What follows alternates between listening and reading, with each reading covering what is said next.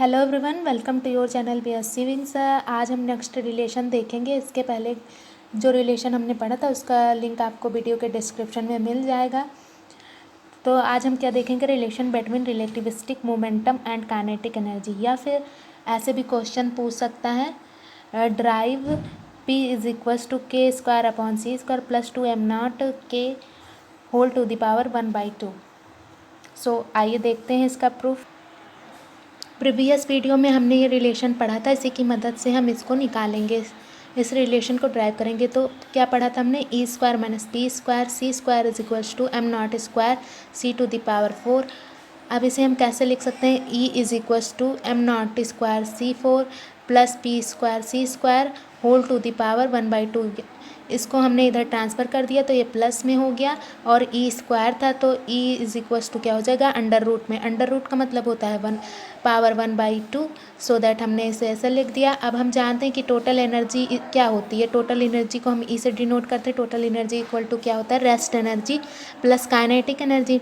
Rest energy हमारी क्या होती है, m0 c square plus kinetic energy को के से डिनोट कर रहे हैं। तो m0 यहाँ पर क्या है, रेस्ट मास है। अब हम ई की वैल्यू ये रख देते हैं जो हमने यहाँ पे ली है। इसको आप इक्वेशन 1 भी मान सकते हैं।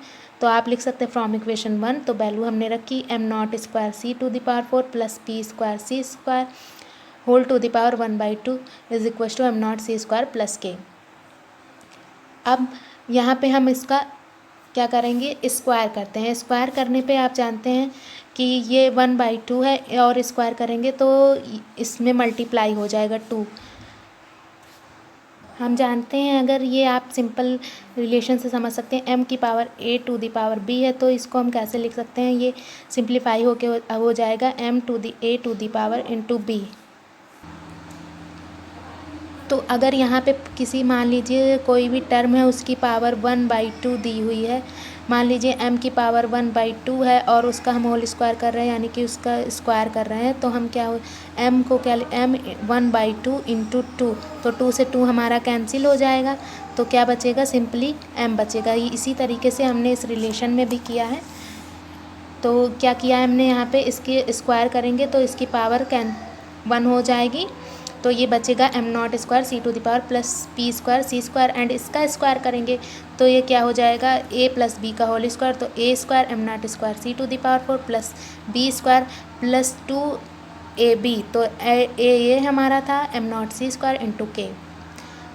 तो यहाँ से अगर हम इसको ट्रांसफ़र कर दें इधर, तो हमारा बचेगा p square in c square is equal to K square plus 2m0 c square K square.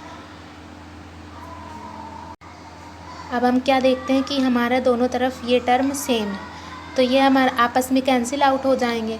तो क्या बचेगा, p square C square is equal to K square plus 2m0 c square K. अब यहाँ से पी स्क्वायर की value हम निकालेंगे तो पी स्क्वायर सी स्क्वायर जो है हमारा डिवाइड में चला जाएगा, इंटू में है। तो क्या हो जाएगा, के square upon c square plus 2m0 c square. यहाँ पहले से सी स्क्वायर डिवीजन में आएगा तो कैंसिल आउट हो जाएगा, बचेगा क्या, 2m0 के।